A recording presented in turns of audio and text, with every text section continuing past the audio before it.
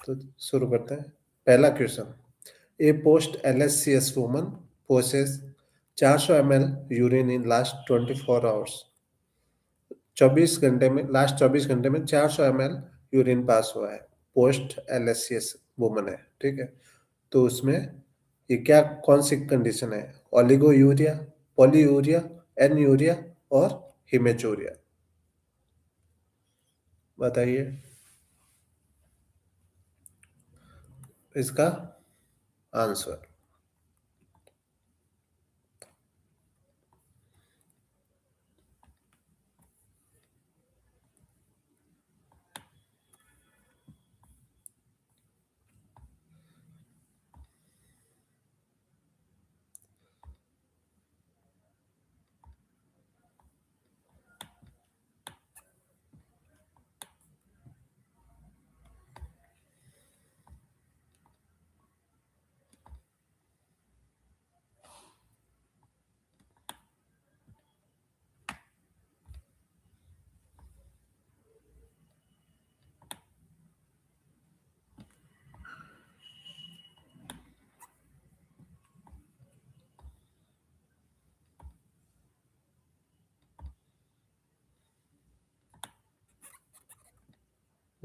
ये ठीक है। इसमें पहला ऑप्शन ओलिगोयूरिया, पॉलीयूरिया दूसरा, एन यूरिया, हिमेचूरिया। तो इसका करेक्ट आंसर है ओलिगोयूरिया, ठीक है। A is the right answer, oliguria. Polyuria urine ज़्यादा पास आउट 3000 ml से ज़्यादा होता है, तो उसे पॉलीयूरिया बोलते हैं, ठीक है। More than 3K। और एन यूरिया, एन यूरिया वो कंडीशन है जिसमें 100 ml से कम यूरिन पास हुआ है लास्ट 24 आवर में, ठीक है।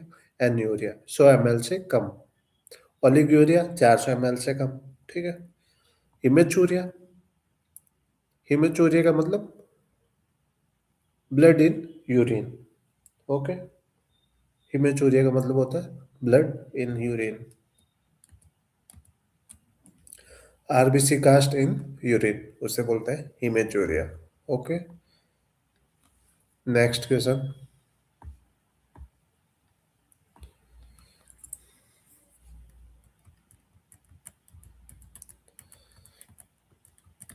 सही आंसर इसका ओलिगोयूरिया हो गया।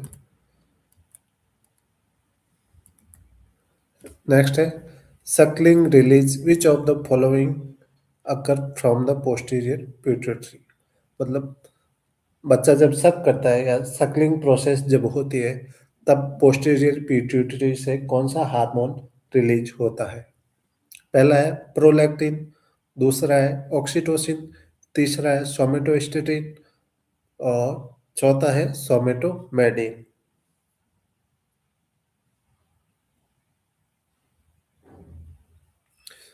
सकलिंग प्रोसेस है जब बच्चा सक कर रहा हो, ठीक है, दूध पी रहा हो माँ का, सक कर रहा हो, तब कौन सा हार्मोन पोस्टीरियर पिट्यूटरी से रिलीज होगा? या ये ऐसे मान सकते हैं हम, positive mechanism, positive feedback mechanism यहाँ काम करती है। मतलब जितना उसका यूज होगा वो उतना ही ज्यादा रिलीज होगा। तो पहला ऑप्शन देखते हैं, प्रोलैक्टिन। प्रोलैक्टिन है मिल्क प्रोडक्शन में काम आता है, ठीक है। मिल्क प्रोडक्शन में प्रोलैक्टिन, प्रोलैक्टिन, प्रो से प्रोडक्शन, ये याद हो जाएगा, इज ट्रिक। प्रोलैक्टिन, प्रो से प्रोडक्शन, ठीक है। ऑक्सीटोसिन, ऑक्सीटोसिन है वो मिल्क इजेकुलेशन में हेल्प करता है। जब बच्चा सक करता है तब मिल्क रिलीज हो, उसमें ये ऑक्सीटोसिन हेल्प करता है। तो हमारा राइट आंसर भी यही होगा, ठीक है। ऑक्सीटोसिन है जो सकलिंग के टाइम पे एक्टिव होता है, पोस्टीरियर पिट्यूटरी से रिलीज भी होता है, जो मिल्क रिलीज करवाता है, ठीक है। जिसे बोलते हैं लेट डाउन रिफ्लेक्स। कभी कभी एग्जाम में पूछा जाता है, लेट डाउन रिफ्लेक्स नाम से भी ऐसा पूछ सकते हैं, ठीक है।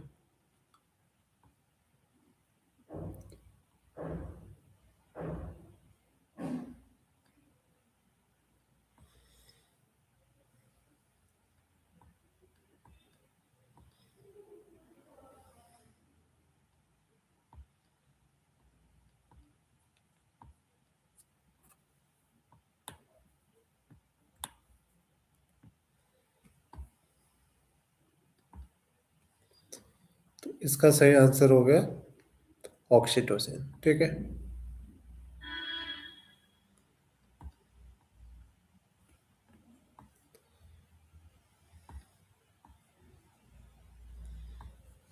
इसका राइट आंसर है ऑक्सीटोसिन। ओके, नेक्स्ट हम पढ़ते हैं।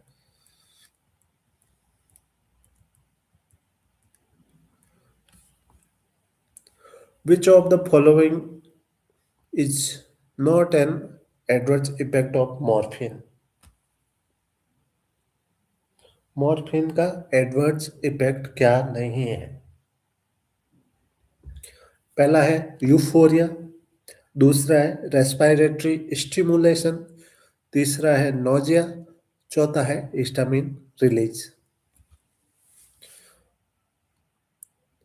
Which of the following is not an adverse effect of morphine? ठीक है, मॉर्फिन का एडवर्स इफेक्ट इनमें से कौन सा नहीं है? मॉर्फिन क्या है, सबसे पहले ये बताइए। मॉर्फिन है ओपियोइड एनाल्जेसिक। ठीक है, तो ये ड्रग एडवर्स इफेक्ट इसके क्या क्या होते हैं वो देख लेते हैं। यूफोरिया, यूफोरिया मतलब मूड एलिवेशन, थोड़ा सा खुश खुश या राजी राजी फील करना, वो होता यूफोरिया। ज्यादा ही खुश होना, राजी होना, आहा हा आज तो खुशी का मौका है, ऐसे तो बिना बात के खुश हो जाना, या जहाँ खुश होने का मौका हो तो वहाँ बहुत ज्यादा बहुत ज्यादा एक्साइट हो जाना, वो होता है यूफोरिया। ठीक है, तो मॉर्फिन यूफोरिया करवाती है। ठीक है, यूफोरिया मॉर्फिन करवाती है। नेक्स्ट है रेस्पिरेटरी स्टिमुलेशन। रेस्पिरेटरी स्टिमुलेशन नहीं करवाती। मॉर्फिन रेस्पिरेटरी डिप्रेशन करवाती है, रेस्पिरेटरी पे डिप्रेस करवाती है, नेगेटिव इफेक्ट डालती है। ठीक है, स्टिमुलेशन नहीं करवाती है, रेस्पिरेटरी रेट को कम करती है।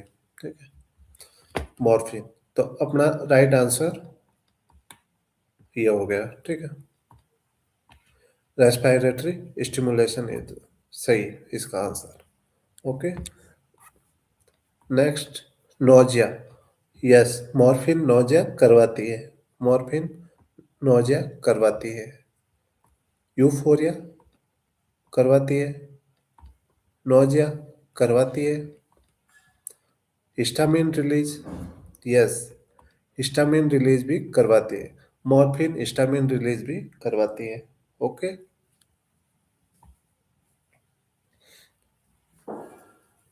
खुजली होती है। आपने कभी लिया ओपियोइड अफीम, उसका सेवन क्या होगा, तो आपको पता होगा कि ये क्या क्या करवाते हैं। यूफोरिया या जो करते हैं उनको देखा होगा, तो यूफोरिया होता है, नोजिया होता है, हिस्टामिन रिलीज होता है, खुजली सी हो जाती है शरीर में, फिर हाथ फेरते रहते हैं, तो हिस्टामिन रिलीज भी होता है। लेकिन रेस्पिरेटरी स्टिमुलेशन नहीं होता है, डिप्रेशन करवाता है, रेस्पिरेटरी रेट को कम करता है। ओके,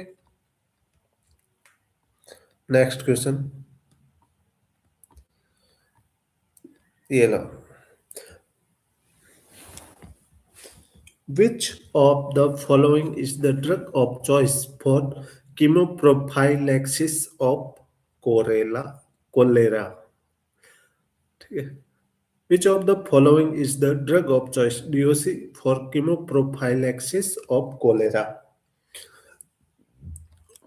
कोलेरा में कीमोप्रोफाइलैक्सिस के तौर पे कौन सी ड्रग यूज करते हैं हम? ऑप्शन ए टेट्रासाइक्लिन, बी है मैक्रोलिड्स, सी है फ्यूराजोलिडोन, और डी है कोट्रिमोक्साजोल।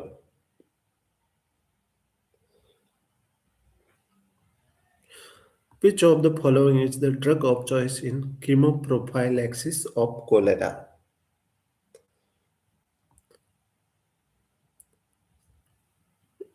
बताइए। तो इसका करेक्ट आंसर है tetracycline. Okay, tetracycline is the correct answer.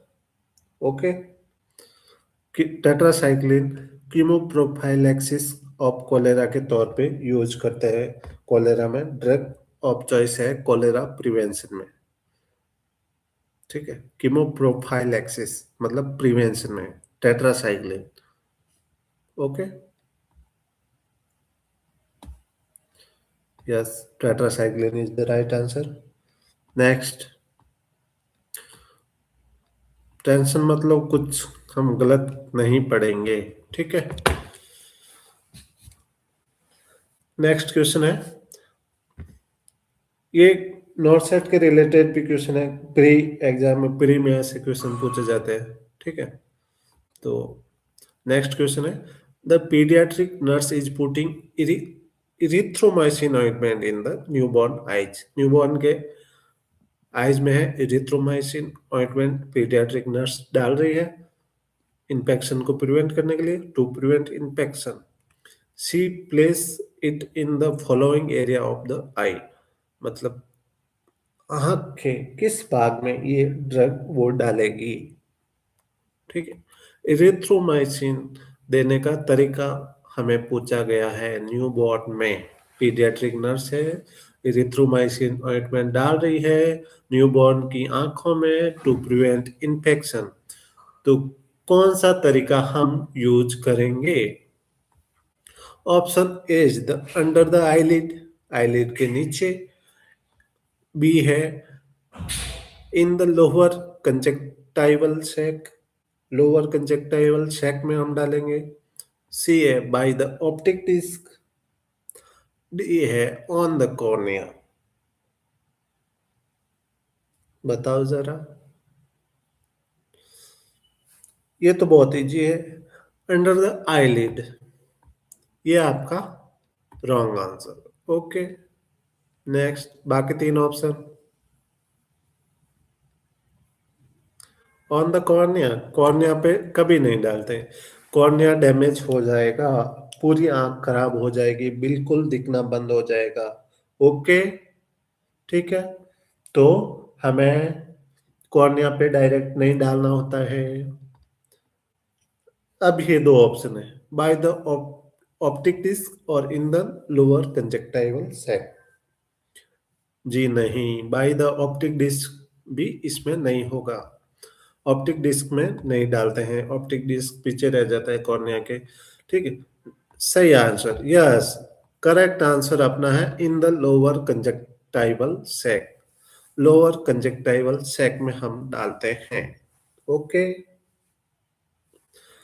Erythromycin या जो भी कोई भी ऑइंटमेंट हो आंख में डालनी होती है तो in the lower conjunctival sac में हम डालते हैं।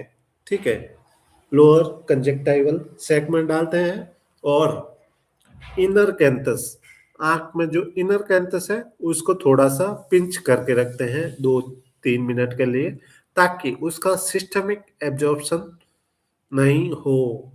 ठीक है, ठीक है, तो ड्रग डालते हैं in the lower conjunctival set में।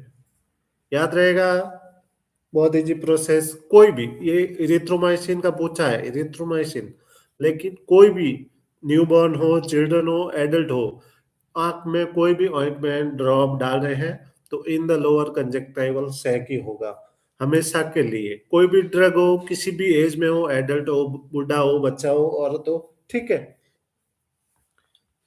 ओके, नेक्स्ट क्वेश्चन हम देखते हैं। In the lower conjunctival sac इसका राइट आंसर है। नेक्स्ट हम देखते हैं, which of the following is not considered one of the 5 rights of drug administration. Option नहीं दिख रहे हैं बच्चों, दिख जाएंगे। ओके, अब दिख रहा है, विच of the following is not considered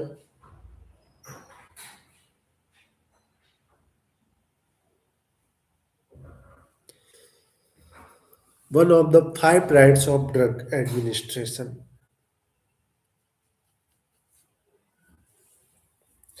A option है राइट रूट हो गया, बी है राइट डोज हो गया, सी है राइट टाइम हो गया, डी है राइट फ्रीक्वेंसी हो गया। बताइए। जी हाँ, राइट रूट ये होगा, मतलब 5 रूट्स में होगा। तो यहाँ पे हमें ये नॉट कंसिडर है, नॉट बताना है, ठीक है। तो इसका आंसर राइट रूट तो नहीं होगा।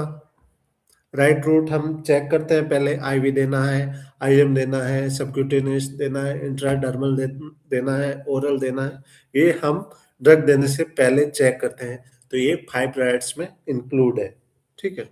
नेक्स्ट है राइट डोज। यस, इसका आंसर राइट डोज नहीं होगा, ठीक है। तो राइट डोज हम देखते हैं, राइट डोज भी हम जरूर चेक करते हैं ड्रग देने से पहले, कि हमें 2 mg देना है, 4 mg देना है, कितने या ml में है तो कितने ml देना है, ठीक है। डोज भी हम चेक करते हैं। तो इस क्वेश्चन में नॉट लिखा है, ठीक है। 5 राइट्स में से जो नहीं है वो चूज करना है। तो ये तो है, राइट रूट है, राइट डोज है, और राइट टाइम। राइट टाइम भी इंक्लूड है, 5 राइट्स में राइट टाइम भी इंक्लूड है, ठीक है। राइट टाइम सुबह देना है, शाम देना है, दोपहर देना है, 6 आवरली देना है, 8 आवरली देना है, ये हमें चेक करना होता है। राइट फ्रीक्वेंसी ये नहीं होता है, 5 राइट्स में राइट फ्रीक्वेंसी नहीं होता है, ठीक है। राइट फ्रीक्वेंसी नहीं होता है। राइट रूट होता है, राइट डोज होता है, राइट टाइम होता है, लेकिन राइट फ्रीक्वेंसी नहीं होता है, ठीक है। अब और दो कौन से होते हैं? राइट क्लाइंट या राइट पेशेंट, और राइट ड्रग, ये दो और शामिल है, राइट क्लाइंट और राइट ड्रग, ठीक है। राइट फ्रीक्वेंसी इसमें नहीं है, ये याद रखना। नॉट पूछा था, अपना correct answer. Next, whitish discharge from vagina is seen in। Vagina से वाइटिश डिस्चार्ज है, रिलीज हो रहा है, सीन दिखाई दे रहा है, तो वो कौन सी बीमारी में हमें देखने को मिलता है? बताइए। ऑप्शन आपके सामने है। ट्राइकोमोनियसिस, सिपेलिस, गोनोरिया और कैंडिडियासिस। ए है ट्राइकोमोनियसिस, बी है सिपेलिस, सी है गोनोरिया, डी है कैंडिडियासिस। बताइए जरा, पूछो तो जाने, बूझो तो जाने, बताओ। ये लो, ट्राइकोमोनेसिस। नहीं, गलत आंसर है। White discharge from vagina is seen in. A और बी नहीं है, ठीक है। ट्राइकोमोनियसिस में नहीं दिखता है, सिपिलिस में नहीं दिखता है।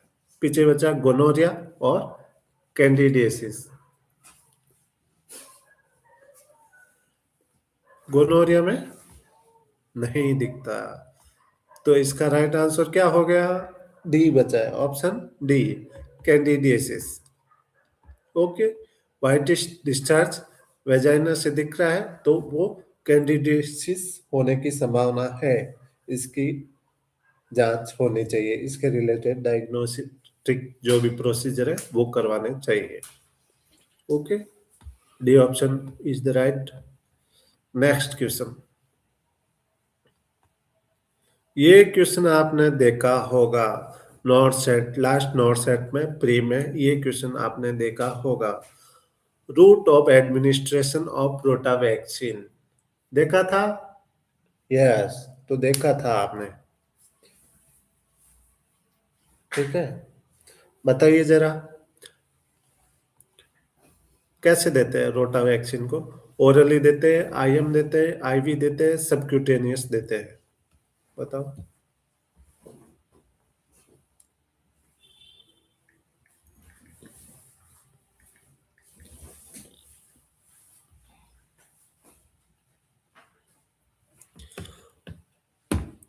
रोटा वैक्सीन देते हैं सबक्यूटेनियस, नहीं देते हैं, ओके। आईवी नहीं देते हैं, कोई भी वैक्सीन आईवी तो नहीं देते हैं, ठीक है। आईएम देते हैं, लेकिन रोटा वायरस नहीं देते हैं, रोटा वैक्सीन नहीं देते। यस, पीछे बचा ओरल। तो right answer is the oral. Oral method use करते हैं रोटा वैक्सीन एडमिनिस्टर करने का। और ये कब कब देते हैं ये भी देख लीजिए। इसकी 2 या 3 डोज लगती है, ठीक है, जो कि 6, 10 और 14 वीक्स में दी जाती है। ओके, रोटा वैक्सीन 6 वीक पे, 10 वीक्स पे और 14 वीक्स पे दी जाती है, ओरली दी जाती है। और ये डिहाइड्रेटिंग डायरिया जैसी सीवियर बीमारी को प्रिवेंट करने में काम आती है। Okay, next, oral is the right answer.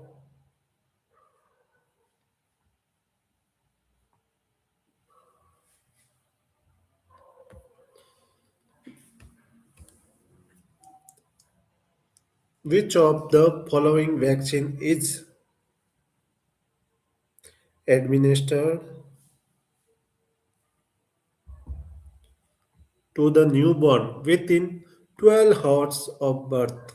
मतलब बच्चे के जन्म के 12 घंटे के अंदर अंदर इनमें से कौन सी वैक्सीन हम देते हैं? Rubella, hepatitis B, rota virus, measles. बोलो।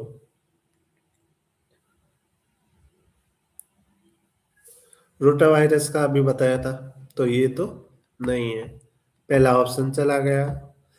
विद इन 12 आवर्स सबसे पहले है बीसीजी, ठीक है, बीसीजी देते हैं। बीसीजी और इनके इनमें से एक और होती है, वो बताइए।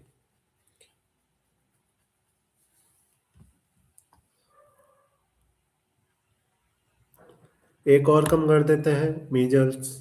ये लो, मीजल्स नहीं देते हैं, 9 महीने पे देते हैं। ओके, और अब ये दो ऑप्शन बचे हैं, रूबेला और हेपेटाइटिस बी। तो देखते हैं, रूबेला नहीं देते हैं, रूबेला भी नहीं देते हैं, तो पीछे आंसर बचा है B, hepatitis B. Hepatitis B है, वो हम देते हैं कब? Within 12 hour of birth. Okay,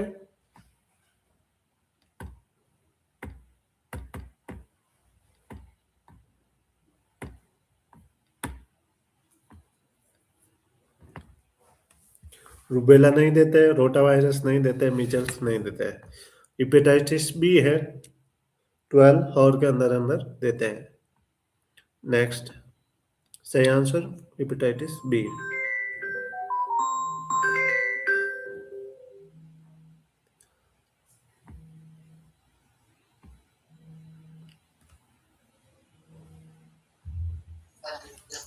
पांचों करूंगा, पांचों करूंगा।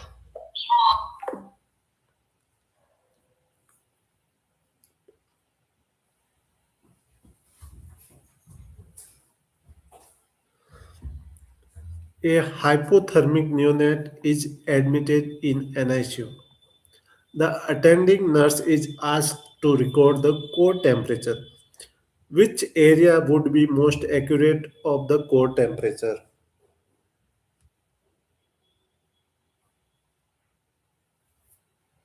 एक हाइपोथर्मिक नियोनेट है, एनआईसीयू में एडमिट है, नियोनेटल आईसीयू में एडमिट है, नर्स उसको अटेंड कर रही है, is asked to record the core temperature. तो उसको बोला गया है कोर टेम्परेचर है वो इसका रिकॉर्ड करना है, ठीक है।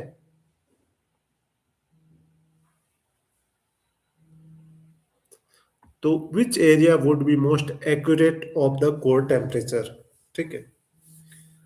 A is the axillary, B है फोरहेड स्किन, सी है ओरल टेम्परेचर, डी है टिम्पेनिक मेम्ब्रेन। बताइए।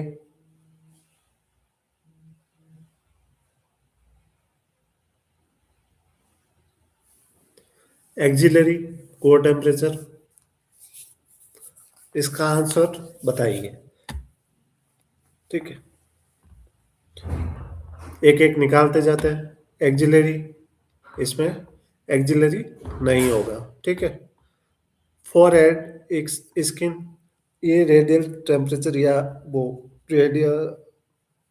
रेडिएशन मेथड पे जो मशीन काम करती है उससे हम लेने के लिए फोरहेड स्किन काम करते हैं। ओटल टेम्परेचर कोर टेम्परेचर में नहीं, tympanic membrane is the right answer. ये क्वेश्चन आए, core temperature best method most accurate to tympanic membrane, okay, in the neonate in NICU tympanic membrane, okay. Next एक हम देख लेते हैं और लास्ट क्वेश्चन आज का। Shakir tape is use to measure, Shakir tape किस में मेजर करते हैं? Chest circumference, head circumference, mid upper arm circumference, total length.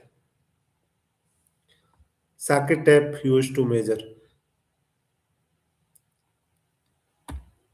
Chest circumference नहीं करते हैं, हेड सर्कम्फ्रेंस नहीं करते हैं, टोटल लेंथ नहीं करते हैं।